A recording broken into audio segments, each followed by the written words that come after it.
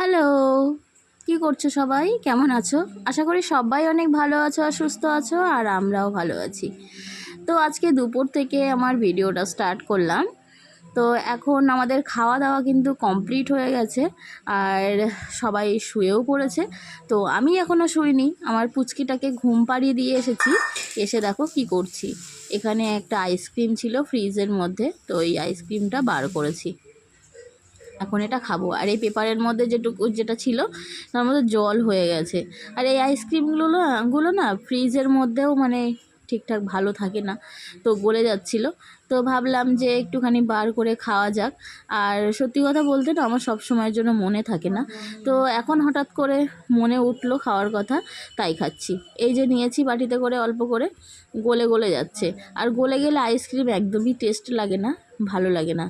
একটু ঠান্ডা জমাট বাঁধা থাকবে, সেই আইসক্রিমটাই আমি ভালোবাসি। তো যাই হোক, আর এই যে দেখো কে এসেছে আমাদের বাড়িতে।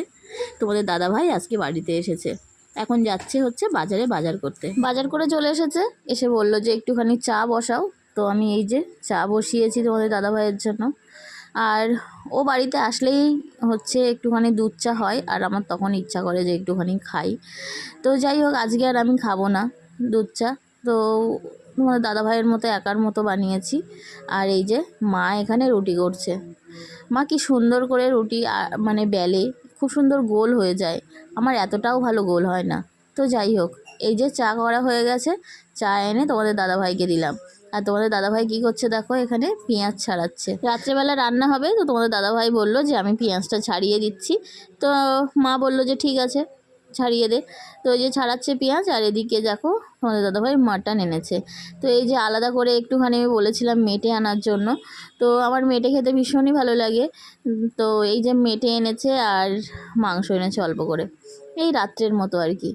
তো যাই হোক, তোমাদের দাদাভাইয়ের পেঁয়াজ কাটা হয়ে গেছে, ওদিকে মাংসটাও বেছে আমি ধুয়ে গুছিয়ে গাছিয়ে দিয়েছি। আর এদিকে বসেছি হচ্ছে রসুন ছাড়াতে। এর মধ্যে একটা আম পড়েছে ধপাস করে, তো আমি ছুটে গেছি আবার আম খুঁড়তে। তারপর দেখলাম আমটা পাখিতে খেয়ে ফেলে দিয়েছে, মানে বাদুড়ে খেয়ে ফেলে দিয়েছে। তো যাই হোক, আমি এখন রসুন ছাড়াতে বসে গেছি, রসুনগুলো ছাড়াবো। আর রসুন ছাড়াতে কিন্তু প্রচুর টাইম লাগে, তো এই জন্য যখন ফাঁকা টাইম থাকে আমি মাঝে মাঝে রসুন ছাড়িয়ে রেখে দিই। কিন্তু আজকে আর ছাড়ানো হয়নি, একটু ব্যস্ততার মধ্যে ছিলাম সবাই আর কি। আর তোমাদের দাদাভাই কালকে জার্নি করে এসেছে, মানে রাত্রিবেলা জার্নি করে এসেছে, সারাদিন ঘুমিয়েছে। তারপর বিকেলবেলা গেছিলো মাংস আনতে, সেজন্য আর এইসব কাজগুলো করা হয়নি।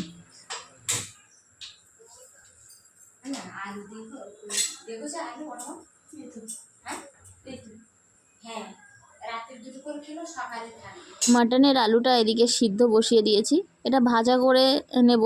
আর লাস্টে একটু ঝোলে ফোটাবো, ওই জন্য হালকা একটু সিদ্ধ করে নিচ্ছি। আচ্ছা, সর্ষের তেলে কিন্তু মাংস করবো। হ্যাঁ, আমি তো সর্ষের তেলে মাংস করি, খাসির মাংস করব, মুরগির মাংস করব। মাংস সর্ষের তেলে করব। ওতে মাথা নাচে করব, বুঝছো? আর যে সবজি আছে সেটা পরিমাণে তেল দেব। আর দেখলে তো আমি কড়াতে কতটা পরিমাণ তেল দিলাম, ওইটুকু তেলেই কিন্তু আমি এই মাংসটা রান্না করব। আর বললে বিশ্বাস করবে না, আমি কিন্তু প্রচুর কম তেলে রান্না করতে পারি। তো যাই হোক, এই যে দেখো মা হচ্ছে পেঁয়াজ মাখিয়ে দিয়েছে একসাথে, পেঁয়াজ নুন লঙ্কা হলুদ একসাথে মাখিয়ে দিয়েছে। দিয়ে এই যে আমি এবার কষাতে মাঝে মাঝে আমি কি করি, আগে পেঁয়াজটা ভেজে নিই হালকা তেল দিয়ে, হালকা হালকা ভেজে নিই। ভেজে নেওয়ার পরে তারপর আমি মাংসটা দিই, আর তারপরে রসুনটা দিয়ে মশলা টশলা দিয়ে একসাথে কষাই করি। কিন্তু আজকে কিন্তু ওরকমভাবে রান্না করছি না। আজকে হচ্ছে পেঁয়াজ লঙ্কা নুন হলুদ রসুন সব একসাথে দিয়ে দেওয়া হয়ে গেছে এখন। আর মা এদিকে মশলা বাড়ছে, আর এদিকে দেখো আলুটাও সিদ্ধ হয়ে গেছে প্রায়। তো চলো রান্নাটা কমপ্লিট করে নিই, তারপর দেখা হচ্ছে। রাতে রান্না বান্না কমপ্লিট করে বসলাম খেতে। এই যে আজকে রাত্রের মেনু হচ্ছে রুটি আর মাংস। আর খাওয়া কিন্তু সবার প্রায় হয়ে গেছে, তোমাদের দাদাভাই আর আমি লাস্টে খাচ্ছি।